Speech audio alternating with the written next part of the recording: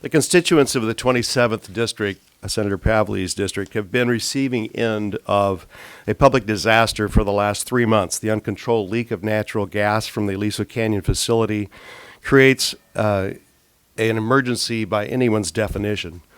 Over 2,500 Porter Ranch households have relocated. Another 1,600 are in the process of being relocated.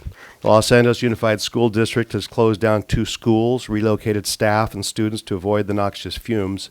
There are concerns about public health, the health of our children, long-term damage to a robust and happy community, lost business revenues, property value loss, and more.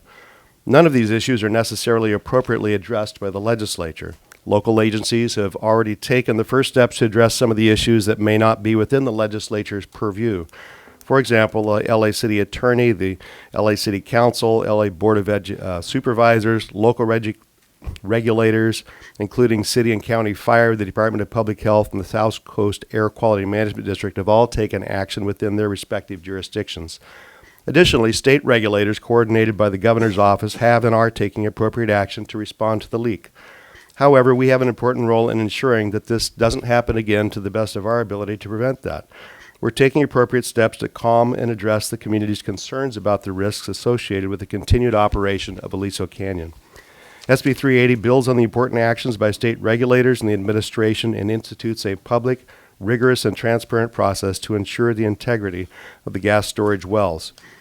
We have an obligation to the public and the residents. They need a formal voice in this process to ensure its credibility. With the first relief well likely to be completed within weeks and a hope for a successful effort to stop the leak using the relief well, it's urgent that we pass this legislation in order to address the community's fears about moving back to their homes and near the natural gas storage facility. SB 380 will require an immediate moratorium on natural gas injection into the Aliso Canyon Reservoir. It will restrict production of gas through vintage wells at Aliso Canyon unless needed for leak response or to ensure regional energy reliability. The moratorium and restrictions will stay in effect until all the following conditions are met. Dogger assesses the integrity of the gas storage wells quantitatively and objectively using state-of-the-art technology. The methods used will be determined with input from experts in the community in a public process. Dogger evaluates the risks to the community associated with well failure. Wells at extra risk of well failure are fixed or plugged. Dogger determines that the overall risk to the community from the facility is low, and the California Public Utilities Commission, CPUC, and the California Energy Commission agree. Additionally, the CPUC will evaluate whether the Aliso Canyon storage facility can be shut down or its use minimized without affecting regional energy reliability. SB 380 builds upon Dogger's orders to Southern California Gas and its recent proposed emergency regulations, the governor's January 6, 2016 State of Emergency Declaration, and the actions of other regulators.